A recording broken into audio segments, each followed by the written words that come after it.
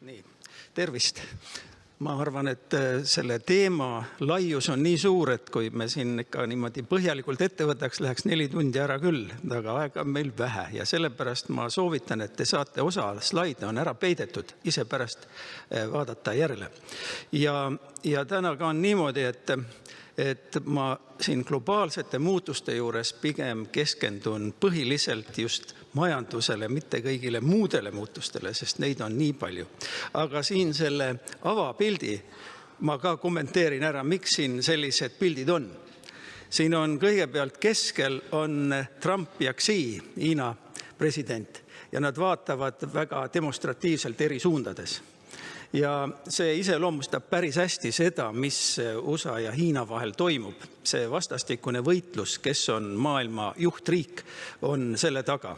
Nüüd üleval seal vasakul on kiibid ja Ameerika ja Hiina lipp. See iseloomustab seda, kus käib kõige suurem võitlus. Ja see kõige suurem võitlus käib tehnoloogia valdkonnas. Kes on tehnoloogias maailma juhtriik? See tegelikult kontrollib ka majandust. Nii et see pilt ei ole ka mitte juhuslikult seal. Ja paremal pool on siis Vene karu Miša seal lipukesega Hiina pandas üles. Ja ka see ei ole juhuslik, sellepärast et see iseloomustab päris hästi, mis praegu toimub, kus majanduslikus mõttes Hiina tegelikult vallutab Venemaa ära. Nii et see on tiitellehe selgitus. Nüüd edasi siin on paar pilti, millest saab kiiresti üle minna, aga mis iseloomustavad päris tõsiselt seda muutust. See on nüüd ÜRO hääletuse tulemuste pilt. Kui Ukrainale kallale Venemaa läks, siis ÜROs taheti Ukraina rünnak hukka mõista ja oli siis hääletamine. Ja need, kes olid selle poolt, on seal sellise hallikas sinise värviga. Need, kes olid vastu, olid siis need tumepruun või punakas pruun. Ja siis olid osa, kes olid siis hallid, kes üldse ei tulnud kohale ja osa, kes olid erapooletud. Ja see oli pilt 22. aastal. Ma tulen tagasi. Ja see on nüüd järgmine pilt aasta hiljem. Ja kui seda pilti võrrelda eelmisega, siis me näeme päris selgelt, et Venemaa toetajate leer ei ole mitte kahanenud, vaid hoopis kasvanud. Ja mida see iseloomustab? See tegelikult iseloomustab seda, et Venemaal on õnnestunud kogu selle sõja loogika muuta, mitte ta ei sõdi Ukrainaga, vaid ta sõdib maailma imperialismiga ja selle juhtriigi Ameerika Ühendriikidega. Ja arengumaades väga paljudes on ta selle täielikult ära müünud, selle loogika. Ehk me näeme, kuidas ka see sõda, mis tundub nagu meie jaoks väga selge, ei ole selge. Ja nüüd edasi tulevadki siin terve rida erinevaid riske, mis meil praegu maailmamajanduses on, ja nende riskide juures ma väga pikalt ei peatu, aga kirjutasin sinna üles paremale kasvav protektsionism ja see on see, mis tegelikult ka põllumajandust väga puudutab. Ja kui üldse tänase jutu nagu lühidalt kokku võtta, siis selle jutu mõte on see, et selline tavaloogika, turupõhine maailma majandus asendub hoopis sellise majandusega, kus on olulised sellised suhted, diili tegemised ja kogu selline geopoliitiline mäng. Ja see on päris ohtlik, eriti väikestele riikidele, kellel on vähe öelda. Nii et siin on nende riskide juurest lähme veel edasi ja siin on terve rida neid megatrende, millest te olete kindlasti palju kuulnud ja ma neid siin üldse kõiki nagu põhjalikult ei saa arutada ja keskendun pigem sellele geopoliitikale, globaliseerumisele ja protektsionismile ja sellele, kuidas ja mis siis tegelikult toimub ja kuidas see seondub ka toidu tootmise maailmaga. Ja kui me lähme maailma majanduse juurde, siis seal on terve hulk selliseid suuri muutusi. Ja ma arvan, et sellise toidu tarbimise, toidu pakkumise seisukohalt on hästi oluline see teine muutus. Ehk see on see nihe Aasiasse, mis toimub väga laiapõhjaliselt. Ja ka see kolmas trend, mille sisu on see, et maailmas on tekkimas tohutu palju kiirelt keskklassi ja just nendes tärkavates majandustes. Ja nemad on need, kes tarbivad rohkem. Vanas Euroopas, Põhja-Ameerikas see toidu tarbimise muutused on väga väikesed. aga seal on muutused. Ja nüüd on küsimus, kas meie saame ka kuidagi selles osaleda või ongi see nii, et näiteks India toodabki oma rahvale lihtsalt rohkem toitu. Ja siin on väga palju erinevaid arve, aga lihtsalt esimene üldine pilt on selline, mida on vahel raske hoomata, et praegu veel elanikkonna kasv jätkub maailmas. Ja aastaks 2033 arvatakse, et kuskil 8,7 miljardit inimest on. Ja see palju kergemini arusaadav on see, et igal päeval tuleb maailmas juurde 200 000 inimest, kes tahavad süüa, ja aastas 75 miljonit ja 5 aastaga tuleb üks Lääne-Euroopa juurde. Need on päris suured arvud ja nende taga on see, mis nüüd edasi me räägime natuke ka sellest, et kas nendel juurde tulevatel inimestel on raha osta toitu või mitte. Ja siin on pilt sellest seltskonnast, keda mina kutsun globaliseerumise võitjateks. Need on need inimesed, kes on tänu sellele, et Lääne-Euroopa, Põhja-Ameerika ärid on viinud oma tütarettevõtted Hiinasse, kes on Kagu-Aasiasse, kes on tekitanud seal väga palju tootmist ja pärast hiinlased ja teised riigid on ise oma tootmist edasi arendanud, on maailmas nendes piirkondades sisuliselt need väga vaesed inimesed kadunud. Ja siin lihtsalt ma võtsin mõned arvud illustreerimiseks. Kui veel 20 aastat tagasi oli iga 3. hiinlane, ma ütleks paduvaene, kes suutis päevas tarbida $2 eest, siis praegu selliseid hiinlasi üldse ei ole. Ja Indias samamoodi on üllatavalt kiiresti see arv vähenenud. Ja nemad ongi need selged globaliseerumise võitjad ja nendele vastanduvad globaliseerumise kaotajad Ameerika keskläänes või need samad, kes Brexiti poolt hääletasid Põhja-Inglismaal, kes on jäänud oma palkadega seisma tänu sellele, et alati on olnud võimalus viia tootmist Aasiasse.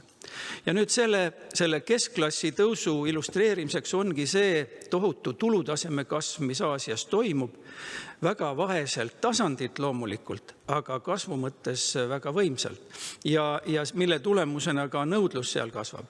Ja oluline on veel see, et Aasias toimub selgelt ka selline asi, mida kutsutakse toitumistavade läänestumine. Ehk tehakse nii, nagu Lääne-Euroopas. Tarvitakse väga paljusid selliseid kaupu, mida enne üldse ei tarvitatud. Ja siin ühe näitena ma lihtsalt vaatasin siin OECD raportist näiteks piimatoodete pildi võtsin näiteks, kus on näha, kuidas aastaks 2033 arenenud riikides selliste värskete piimatoodete kasv on lausa negatiivne, kahaneb. Aga samal arengumaadest ärkavates majandustes kasvab 18%. Ja see tähendab tegelikult seda, et see täiendav nõudlus ei ole siin, vaid mujal. Ja see väga palju ka mõjutab seda, kui me tahame, ekspordipõhist Eesti põllumajandust arendada, et siis need sihtturud on mujal. Ja loomulikult sellega tegeldakse ja kas või näiteks siin sellesama piimatoodete juures tuleb mul meelde näiteks jaanuaris, kui siin korraldati Saudi Araabia kaubanduskettide visiite Eestisse, kus nad kohtusid siin ja sellega tegeldakse. Aga see ei ole lihtne sinna minna. Aga muutused selles suunas praegu toimuvad. Ja siin me jõuamegi selle juurde, et tegelikult see Aasia tagasitulek maailma majandusse on ikka väga laiapõhjaline ja ma siin pikalt selle peale ei peatu, aga siin on lihtsalt näidatud, kui oluline on kogu maailma majandusest Hiina, India, Lääne-Euroopa ja USA. Ja kui me seda vaatame üle 2000 aasta, siis me näeme, et Hiina lihtsalt võtab oma koha tagasi, mis tal oli väga kaua aega. Ja Hiina selline madal seis oli täpselt siin Mao Tse-tungi kultuurirevolutsiooni ajal 70ndate alguses. Ja kui nüüd edasi minna, siis mõned illustreerivad pildid, mis näitavad, kui domineeriv Hiina on. Ma neid palju siia ei jätnud, aga paar tükki. Siin vasakul pool te näete pilti, mis ütleb seda, et Hiina töötleva tööstuse kogu toodang on sama suur kui järgmisel 9 riigil kokku. Ja seda on juba väga raske ette kujutada, kuidas saab olla, et üks riik nii domineeriv on, aga on. Ja see pilt on ka veel selline, mida on visuaalselt hea jälgida, sest siin on nüüd nii tehtud, et kõikide riikide puhul nad on värvitud seda värvi, milline riik on tema esimene kaubanduspartner. Ja kui te vasakule vaatate, siis see helesinine on Euroopa Liit. Kõik need riigid, kes on seal kaardil helesinised, nende esimene partner oli aastal 2000 Euroopa Liit. See, mis on tume, on seal tumesinine, nendel oli Ameerika Ühendriigid esimene ja siis Hiina oli punane. Ja nüüd vaadake 24 aastat hiljem. Hiina punane ja kelle arvelt Hiina punane on juurde tulnud? Suures osas selle helesinise arvelt ehk Euroopa positsioonide arvelt. Et see visualiseerib üsna lihtsalt ära, mis toimub. Ja selle tõttu ongi selgelt on küsimus, et kes on maailma juhtriik tulevikus. Ja kui nüüd etteruttavalt jälle öelda, siis tundub, et Donald Trump teeb väga palju selleks, et Hiina saab sellesse rolli rutem kui muidu. Sest need sammud, mis ta on teinud, on väga suures osas kõik selleks, et Hiina rutem saaks domineeriva rolli. Ja see tundub isegi imelik, et ta teeb ju palju, aga teeb küllalt palju just sellist, mis teeb ainult Hiinat tugevamaks. Ja ma mõned asjad siin toon ka välja. Nii et võib öelda, et USA ja Hiina vahel käib selgelt selline lahku kasvamise poliitika, käib võitlus väga erinevates valdkondades ja ma jätan siin kõik selle tehnoloogia võitluse ja need kõrvale ja piirdun siin ainult kaubandusega ja räägin sellest natuke rohkem, siis siin te näete seda eelmist kaubandussõda, mille Trump algatas 2018. Ja sellest on vähe nüüd räägitud, aga on kasulik vaadata, mis siis toimus. Ja siis oli nii, et Ameerika pani oma tollid ette, siin on jooksevad korraga paralleelselt kahe riigi tollimaksud. See tume joon või must, mis saali paistab, on siis Ameerika tollimaksud Hiinale ja see selline lillakas on siis Hiina tollid Ameerikale. Ja nagu näeme, see käis täiesti paralleelselt. Tõstis üks, teine tõstis vastu ja nii edasi. Kuni jõuti sinna 2020. aasta jaanuarisse, kus tehti sisuliselt rahuleping. Ja see kaubandussõda lõppeski sellise vinduva rahulepinguga, mille tulemusena enam rohkem tolle ei tõstetud. Ja küllalt suur tõenäosus on arvata, et kogu see värk, millega Trump praegu tegeleb, lõpeb samamoodi. Ainult kunas see täpselt toimub. Ja nüüd mis pärast ma ütlen, et miks niimoodi praegu on, et Trumpi poliitika mõjub väga halvasti tema enda soovile, et Ameerika oleks tõesti kõige tugevam. Ta on teinud niisuguseid käike, mis on väga ebaloogilised. Ta on oma kõige olulisemate liitlastega suutnud minna tülli. Kui te mõtlete maailma kaubandust, siis Ameerika loogilised liitlased võitluses Hiina vastu on selgelt Kanada ja Mehhiko, kes on naaberriigid, kes võimaldavad väärtusahelaid arendada ja seal ongi arendatud väga palju siiani maailmas selliseid väärtusahelaid, mis on Hiina vabad. Ja nüüd ta läks siis nendega tõsiselt tülli ja mitte ainult nemad, ka näiteks seesama Jaapaniga sõdimine ja kõik see. Et ühesõnaga, kui Biden sai aru, et liitlasi on vaja, siis Trump arvab, et liitlasi ei ole vaja. Ja see on väga oluline probleem.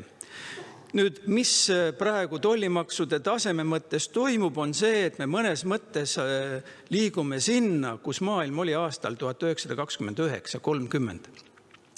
See oli see aeg, kui Ameerikas oli börsikriis ja selle järel hakkasid riigid vastastikku tollimakse kehtestama ja ei saanud aru, et kui üksteise vastu tollimakse kehtestada, siis on väga raske kellelegi kaupu müüa.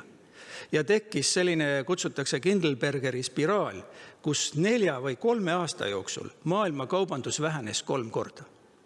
Ja selle tulemusena olid Saksamaal 40% inimestest töötud 32. aastal ja Hitler tuli võimule. See oli tegelikult tolleaegse tollipoliitika tulemus. Ma ei taha seda öelda, et nüüd me peame sama teed minema, aga lihtsalt, et see tollimaksude vastastikku kehtestamine ei lahenda probleeme ära, vaid toob ainult juurde. Ja siin on lihtsalt illustreeriv pilt, kus ma hakkasin kirja panema järjest, mida Trump tegi ja mille ta jälle pikendas või tühistas. Mille ta tegi ja siis jälle tühistas. Ja praegu on täpselt selline hetk, kus 9. novembril, see ei ole siin tabelis kirjas, lõpeb Trumpi tollimaksu soodustus Hiinale. Ja panite tähele, mis Hiina vastu tegi. Hiina ütles, et 8. novembrist ta muldmetalle ilma erilubadeta üldse kellelegi ei müü. Ehk sisuliselt Ameerikale pandi vastulöök ja see oli nii võimas vastulöök, et Trump läks kohe Koreasse kohtuma Xiga, et leppida kokku, et ärme nii teeme. Ehk see on see näide, kus selle kahe riigi vahelises vastasseisus on Ameerikal suhteliselt vähe selliseid argumente, et seda võitlust niimoodi veenvalt võita. Ja siin on nüüd siis selle praeguse tollisõja pilt, kus me jällegi siin on lihtsalt aru saada, kus on siis Ameerika tollimaksude kehtestamine ja kus on siis selle Hiina vastukäitumine. Ja siin on ka peal see näide, kus USA ja Hiina leppisid kokku soodustustes 90 päevaks, mis lõpeb novembris nüüd. Ja kui nüüd edasi minna, siis on väga palju analüüsitud, mis siis ikkagi saab, kui need tollimaksud tegelikult rakenduvad. Ja siin on üks selline visuaal, mis näitab siin vasakul pool seda, et kui palju võiksid mingite kaupade hinnad Ameerikas tõusta, kui tegelikult tollid rakendatakse. Kui te olete ajakirjandust jälginud, siis tihti on selline argument, aga Ameerikas hinnad ei ole üldse tõusnud. See on tõsi sellepärast, et tollisid ei ole veel rakendatud. On ainult hirmutatud tollidega, aga rakendatud ei ole. Ja miks praegu see 10. novembri pikendus anti? Sellepärast, et Ameerika kaubandusorganisatsioonid ütlesid, et kui Trump seda ei tee, siis jääb jõulumüük Ameerikas ära. Sest näiteks Walmartis on 85% kaupadest made in China. Ja nad ähvardasid, et me lihtsalt jätame letid tühjaks. Sest kalli hinnaga keegi ei ole valmis neid mänguasju või mis iganes ostma. Aga tulles tagasi nüüd selle pildi juurde, siin kolmas ülevalt selline kaar on seal 31% ja kirjutatud on crops, erinevad viljad. Ja ühesõnaga see puudutab ka põllumajandust seal selgelt, kui palju võiksid hinnad tõusta. Ja nüüd mis puudutab meid väga selgelt, väga laiapõhjaliselt, mitte ainult põllumajanduses. Tänu sellele vastasseisule USA-ga otsib Hiina uusi turge ja üritab eksporti ümber suunata. Ja see on juba toimumas. Siin on mul näide ühest BBC materjalist, kus nad tõid välja, et juba juunikuuks, jaanuarist juunikuuni Hiina eksport näiteks Indiasse kasvas 14%, Euroopa Liitu 7% ja Ameerikasse vähenes 11%. Ehk ühesõnaga Hiina teatab sellega seda, et me saame ka ilma Ameerikat hakkama. Ja nüüd Euroopa ja USA selline esialgne kaubanduskokkulepe on siin toodud. Ma kanin sinna kindlalt kirja ka selle sõna esialgne, sest seda võidakse veel muuta.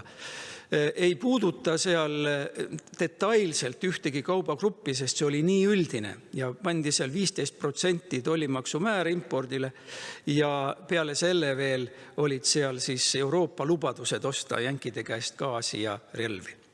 Aga nüüd, mis puudutab jällegi, põllumajandust, on see, et Trump on väga selle poolt, et mingisuguseid reeglipõhist väliskaubandust ei ole vaja. Teeme ainult diile ja reegleid ei ole vaja. Ja Maailma Kaubandusorganisatsioon, see WTO, et seda ei ole üldse vaja. Aga seal on olemas vaidluste lahendamise mehhanism, see dispute settlement body, ja Ameerika sinna oma esindajat ei ole nimetanud, et seda seisma panna, et seal midagi ei toimu. Ja mis selle tulemus on muidugi see, et reeglipõhisus toidukaupade osas on väiksem ja järjest olulisemad on kõik need niinimetatud kahepoolsed kokkulepped ehk diilid. Ja see tähendab, et kogu toidutarned muutuvad poliitiliselt haavatumaks kui enne. Ja võivad väga äkki tekkida ekspordikeelud, tollimaksude muutmised. Ehk ühesõnaga see teeb kaubanduse veel keerulisemaks, sest ei oska ette arvata, mis hakkab juhtuma. Ja nüüd loomulikult selle vastukaaluks ka üritatakse midagi ette võtta. Ja Euroopa Liit on ette võtnud ja Euroopa Liit teeb nüüd kahepoolseid kaubanduskokkuleppeid. just mõni aeg tagasi sai siin Euroopa Liidu Jaapani leping alla kirjutatud ja toimib. Nüüd on väga oluline ja ma arvan, et te olete kuulnud Euroopa Liidu ja Mercosuri kokkuleppest ehk Ladina-Ameerika riikide liidust ja Euroopa Liit räägib ka Indiaga läbi. Ja ma tegin ühe pildi siia Mercosurist ka. Ja see Mercosur on Argentiina, Brasiilia, Paraguay ja Uruguay, väga suur piirkond, seal elab mingi, ma arvan, 350 miljonit inimest ja siis suund on, et tollimaksud nendega järk-järgult jääks väiksemaks või kaoks ära. Ja seal on põllumajandustoodetel väga oluline punkt sees. Need on niinimetatud tundlikud tooted, ma kirjutasin need siia ülesse ka.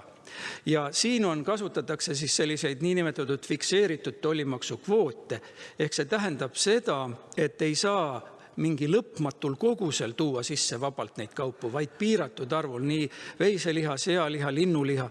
Ja siin on mul pandud võrdluseks, et kui palju see Euroopa kogu toodangust moodustab. Ja siis on ka need niinimetatud geograafilised tähised, mille kaitse on sinna sisse kirjutatud. Ja eks me näeme, kuidas see edasi läheb, sest seda ei ole veel ära ratifitseeritud. Aga päris selge on, et selle Mercosuri puhul tekib palju võimalusi just Euroopa Liidu ettevõtetele sinna müüa erinevaid piimatooteid. Nende turud on seal, nad ise ei ole seal nagu nii tugevad. Ja ka töödeldud toiduained. Ja siin on näidatud ka seda, missugustes valdkondades mingid kasvud võiks Mercosuril olla või Euroopa Liidul. Aga tagasi tulles selle üldise mõtte juurde, siis see protektsionismi kasv, mida me praegu näeme, toob kaasa hinnakõikumisi ja uusi hinnakõikumisi. Ja siin ma veel tahtsin näidata seda, kuidas nagu Trump tahtis olla Ameerika first ja kõige tugevam, aga kuidas hiinlased oskavad sihtida vastulööke täpselt õigesse kohta. Ja see on juba eelmise kaubandussõja ajast. Siis oli nii, et pärast seda, kui need tollimaksud Hiina vastu kehtestati, siis Hiina pani tähele, et Ameerika on väga suur soojaobade eksportöör Hiinasse. Ja need, kes ekspordivad, on just need kesklääne farmerid, kes on Trumpi veendunud pooldajad. Ja väga loomulik oli, et hiinlased panidki nendele soojaubadele piirangud peale. Ja see tähendas seda, et Trump oli tõeliselt hädas, mida teha. Ja ega tal ei jäänudki muud üle, kui ta pidi tegema valitsuse fondi, millega ta sisuliselt subsideeris seda sojaubade müüki. Ehk läks nagu Hiinaga tülitsema, aga sai lihtsalt oma riigieelarvest veel maksta neile peale. Nii et eksport kahanes. Ja seal tekkis veel see asendus Brasiiliast ja Argentiinast, mis ka praegu kõik toimib. Mul siin on selle kohta paar pilti veel. Aga loogika oli selline, et maailmas on ka teisi pakkujaid kui USA. Ja kui neid tollimaksusid niimoodi Trump rakendas, siis otsiti lihtsalt teised riigid üles ja näiteks Brasiilia on praegu põhiline tarnija. Ja et seda praeguse sõjaga nagu jätkata ja illustreerida, siis siin on näha, mis toimub soojaubade ekspordiga Hiinasse selle aasta esimese 8 kuuga. Vasakul pool on siis 24. aasta näitajad ja paremal pool 25. omad. Ja see on siis see pilt praegu. Ja ma siin otsisin veel üles, mis üldse Ameerika põllumajandussaaduste ekspordiga Hiinasse on juhtunud. Varasemal ajal, enne seda, kui Trump esimest korda presidendiks sai, müüs Ameerika kuskil 30 miljardi eest oma kaupu Hiinasse, põllumajanduskaupu. Ja nüüd arvatakse, et järgmisel aastal on see 9 miljardit. Nii et 30 pealt 9 peale. Langus on 3-kordne, isegi rohkem kui 3-kordne. Ja siin järgmise pildi peal, selle ma leidsin ka interneti avarustest, mis on päris huvitav. Siin on nüüd näidatud septembri mingi nädala soojaubade eksport Hiinasse, mis on täpselt 0.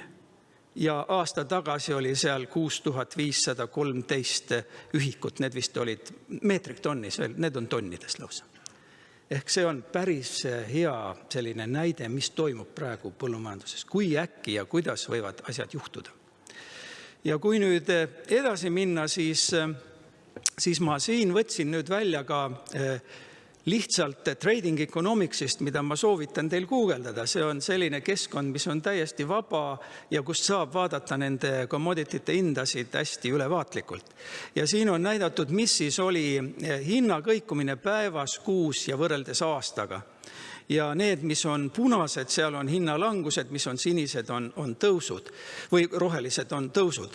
Ja me näeme tegelikult, et maailma turgudel selles aastases vaates on enamus pigem miinused, mitte plussid. Ka need kaubad, mis meie poes ka meeletult kalliks on läinud, näiteks vaadake apelsinimahla.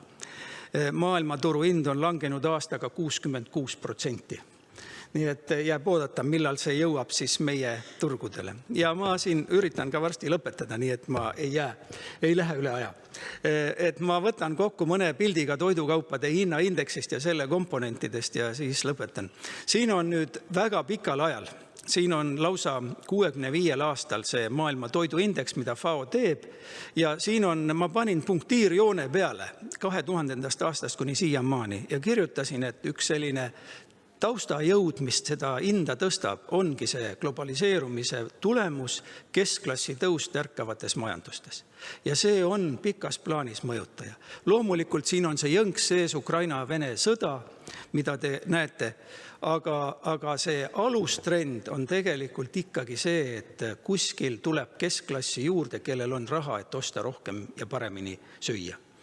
Ja siin on erinevate kaubarühmade kaupa, siin on päris keeruline, seda saate pärast ise ka veel vaadata, aga see punane lihajoon on selline, mis lihtsalt sujuvalt läheb üles poole, mitte erilisi jõnkse, aga kogu aeg vaikselt nihkub.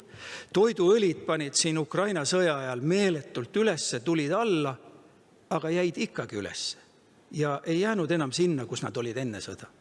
Ja sama kehtib ka teiste juurde siin, kui te vaatate, teravilja hind on küll tulnud allapoole, aga kui vaadata siin näiteks piimasaaduste hinda samamoodi, on nina läinud uuesti ülesse.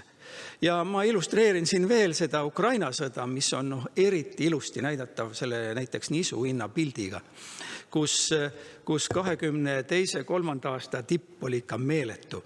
Seal on tulnud hinnad muidugi alla ja ma vaatasin ka seda tuleviku ennustust.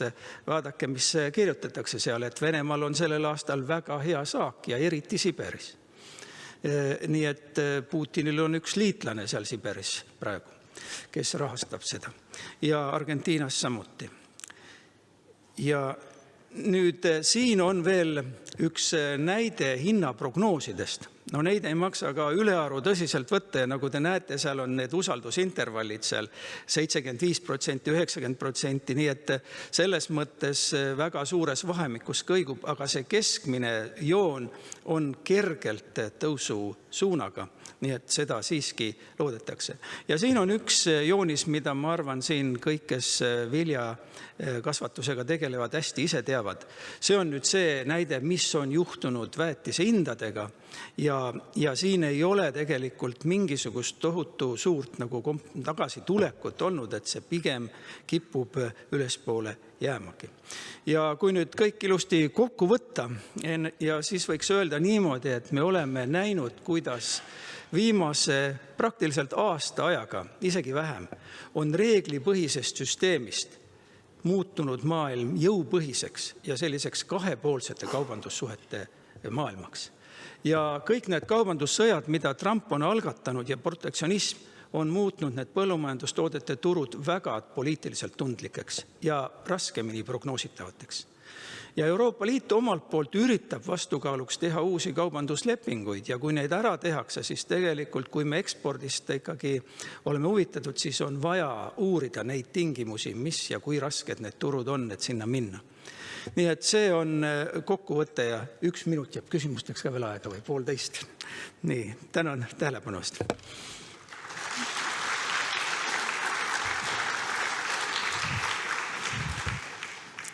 Kas on mõni julge küsija ka? Ma küsin ise.